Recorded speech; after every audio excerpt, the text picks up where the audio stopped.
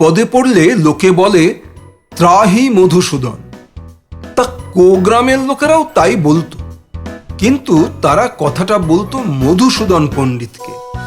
বাস্তবিক মধুসূদন ছিল কোগ্রামের মানুষদের কাছে সাক্ষাৎ দেবতা। যেমনি বামনাই তেজ, তেমনি সর্ববিদ্যা বিশারদ। চিকিৎসা জানতেন, বিজ্ঞান জানতেন, চাষবাস জানতেন, মারণ উচাটন জানতেন। তাঁর আমলে গাঁয়ের লোক মরত না। সাঁঝের বেলা একদিন কোষ্ঠকাঠিন্যের রোগী বগলাবাবু মধুসূদনের বাড়িতে পাঁচন আনতে গেছেন। গিয়ে দেখেন গোটা চারেক মুস্কো চেহারার গোঁপওয়ালা লোক উঠানে হ্যারিকেনের আলোয় খেতে বসেছে, আর মধুগিন্নি তাদের পরিবেশন করছে। লোকগুলো চেহারা ডাকাতের মতো, চোখ চারদিকে ঘুরছে, পাশে পেল্লায় পেল্লায় চারটে কাঁটাওয়ালা মুগুর রাখা। মধু পণ্ডিত বগলাবাবুকে বলল, ওই চারজন অনেক দূর থেকে এসেছে তো, আবার এক্ষুনি ফিরে যাবে, অনেকটা রাস্তা, তাই খাইয়ে দিচ্ছি। কথাটায় অবাক হওয়ার কিছু নেই। মধু পণ্ডিতের বাড়ির উনুনকে সবাই বলে রাবণের চিতা।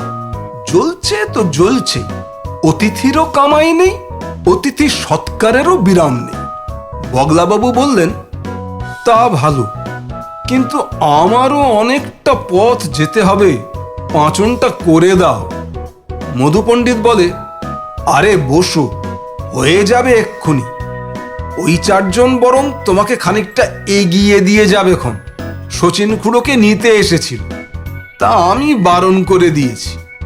বগলাবাবু চমকে উঠে বললেন, শচীন খুড়োকে কোথায় নেবে? খুড়োর যে এখন তখন অবস্থা, এই 3 বার শ্বাস উঠল। সেই জন্যই তো নিতে এসেছিল। বগলাবাবু ভালো বুঝলেন না। পাঁচন তৈরি হলো, লোকগুলো খাওয়া ছেড়ে উঠল। মধু পণ্ডিত হুকুম করল, এই তোরা বগলা দাদাকে একটু এগিয়ে দিয়ে যা। বগলাবাবু কিন্তু কিন্তু করেও ওদের সঙ্গে চললেন। বাড়ির কাছাকাছি এসে ভয়ে ভয়ে জিজ্ঞেস করলেন, তোমরা কাহারা বাবারা?